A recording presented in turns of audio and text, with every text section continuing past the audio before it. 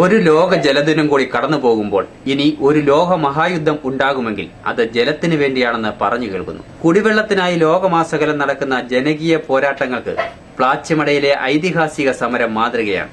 ഒപ്പം പ്ലാച്ചിമട സമര നായികയായിരുന്ന മൈലമ്മ പ്രചോദനവുമാണ്. ബഹുരാഷ്ട്ര ഭീമനായ കൊക്കോ കോളയുടെ ജലചൂഷണത്തിനെതിരെ പ്ലാച്ചിമടയിലെ ജനങ്ങൾ മൈലമ്മയുടെ നേതൃത്വത്തിൽ നടത്തിയ സന്ധിയില്ലാത്ത സമരം ലോകം കണ്ട ജലദിനത്തിലെങ്കിലും ഓർമ്മിക്കാതെ കടന്നുപോകാനാകില്ല.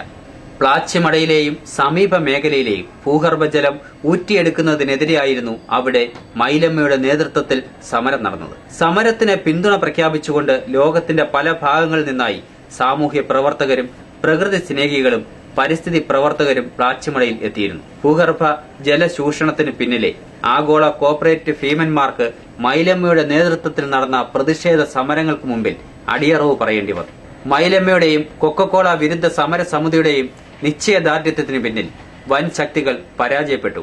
പ്ലാച്ചിമട സമരസമിതിയുടെ സ്ഥാപകയായ മൈലമ്മയ്ക്ക് സ്കൂൾ വിദ്യാഭ്യാസം സിദ്ധിച്ചിട്ടില്ലെങ്കിലും പ്രകൃതി വിഭവങ്ങൾ ചൂഷണം ചെയ്യപ്പെടുന്നതിലൂടെ മാനവ സമൂഹം നേരിടേണ്ടി വരുന്ന മഹാവിപത്ത് മുൻകൂട്ടി അറിയാൻ ആദിവാസി സ്ത്രീയായ അവർക്ക് കഴിഞ്ഞിരുന്നു. 2007 ജനുവരി 6 ലോകത്തിനു മുമ്പിൽ ഒരു സമര ചരിത്രം ബാക്കിയാക്കി മൈലമ്മ വിടവാങ്ങി. പ്രകൃതി വിഭവങ്ങൾ ചൂഷണം ചെയ്യപ്പെടുന്ന ആഗോള സാഹചര്യത്തിൽ ലോക ജലദിനത്തിൽ മൈലമ്മയെ അല്ലാതെ മറ്റാരെയാണ് സ്മരിക്കേണ്ടത്?